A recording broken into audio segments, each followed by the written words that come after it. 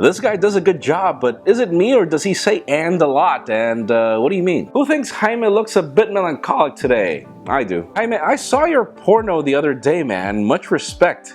Which one? That's right, it's that time of the week. I am Jaime Rivera. This is Pocket Now, and this is the Pocketnow Daily Recap for last week, brought to you by lynda.com.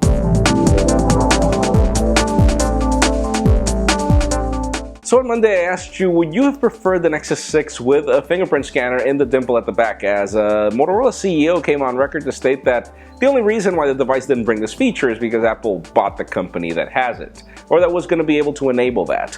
We have 419 comments, out of which one of them says, iPhone has the best fingerprint scanner till date, no company can replace it.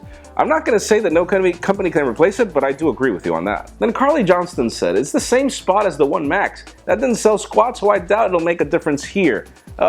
Good point, it could be. I don't find it comfortable at the back, but other people don't agree with me or you. And Alex McPherson says, the dimple is too much of an awkward spot at the back.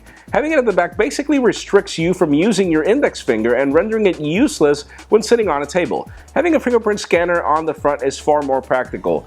I do agree with you. It could be that it is more practical. For one-handed use, it could also be that the back is also practical, but then again, with a device as big as the Nexus 6, that's not really an option. Then on Tuesday, I asked you if you would like a Galaxy S6 with a replaceable back, as the rumors are that Samsung plans to make them really smart. You know, connected to its S-Health applications and everything, and just make them sort of like the Yoda phone, only replaceable. We have 507 comments, out of which Halo says, I was hoping Samsung would stop focusing on features nobody cares about. I would rather try it out. No company has really figured it out, so why not have Samsung give it a try? Then Andrew No PSN says, you know, there's something wrong about a phone when you think about changing its back will make the biggest difference. Change your G-damn ugly A software, Samsung, and focus on design, not the back cover.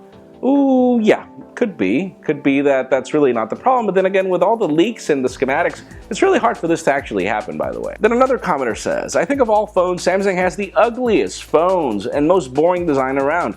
Every phone looks virtually exactly the same. Anybody agree with me? 47 people liked your comment. I don't. I actually like the Samsung design, but again, it's a matter of opinion. Then on Wednesday, I asked you if the rumors are correct and the Apple Watch launches in April, are you getting one? We have 652 comments, out of which almost every single one was negative. And some of these said, for example, Amir, we don't want another high-priced tech from Apple, and another featureless one. It's not featureless, but it will be high-priced indeed. But Raimundo Lopez says, the Apple Watch is a joke. If you take away the Apple from the name and call it the next Android Wear or Tizen smartwatch, it would have been laughed off the stage, and, you know, I do agree with you. It is a cool concept and everything, but the fact that you have to charge it every day just throws everything down the drain. The United States of Nerds says, I can't wait for the iWatch to launch. There are going to be so many D-bags trying to explain to me why it's such an essential piece of hardware and how they couldn't live without it. I will, however, continue to get happily by without any smartwatch. You know, I do agree with you. I will not be an early adopter of the Apple Watch, at least not voluntarily. Apple is not famous for doing things right on the first one, but that being said, I do know that a lot of people are going to go crazy buying it the first time, and then probably will just stick with it for years to come, as it's happening with the iPad. Then on Thursday, I asked you if you would buy a Galaxy S6 if they offered you a stripped-down version of TouchWiz, as the rumors are that Samsung is going to give you a bare-bones operating system, and then you can install all of the gimmicks if you want afterwards. There are 740 comments, out of which Milton Williams says, wow, if Samsung plays their hands right with this one, they will own 2015. I don't know if they will, but yeah, it would be a smart move. Then Wouter says, if TouchWiz loses all the features, then why should you go for a Samsung anymore?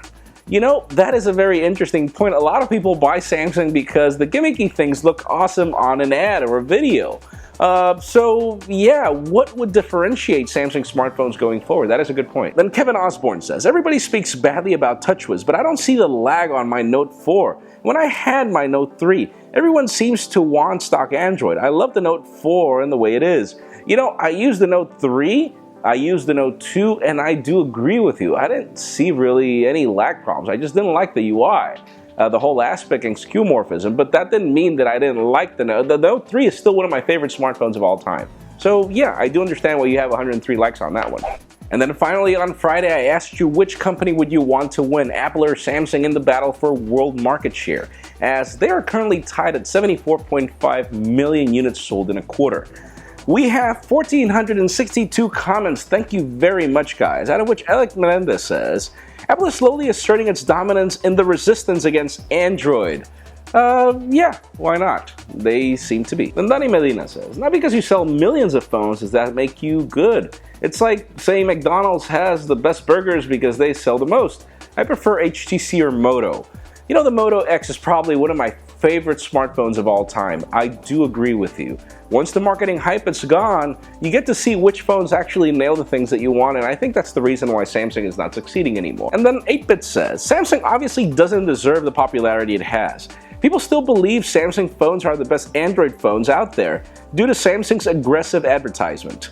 Phone companies like Sony, Oppo, LG, and HTC should get more recognition in my opinion, and I do agree with you too, but I do feel that these companies having such great products should invest in marketing a little more, should invest in distribution, because what Samsung does really good is not just marketing, it's the fact that you can buy a Galaxy Note 4 on launch date almost everywhere in the world, and that is something to be commendable. And folks, if you want to learn how to teach a class, bake cookies, or even build a cool video like this one, there are thousands of awesome courses at our sponsor lynda.com/pocketnow. That's lynda.com/pocketnow for a free 10-day trial. And that's it for our Pocketnow Daily Recap. Thank you very much for watching. A couple of tips if you want your comments to be featured. Number 1, keep them short. Number 2, stick to the point. Number 3, try to get some thumbs up. It helps us spot them a lot easier. You can also follow us on social media and subscribe to our YouTube channel as well. You can follow me on Twitter, Jaime_Rivera. Please give this video a thumbs up if you like what you saw. I am Jaime Rivera. Thank you very much for watching. We will see you next week.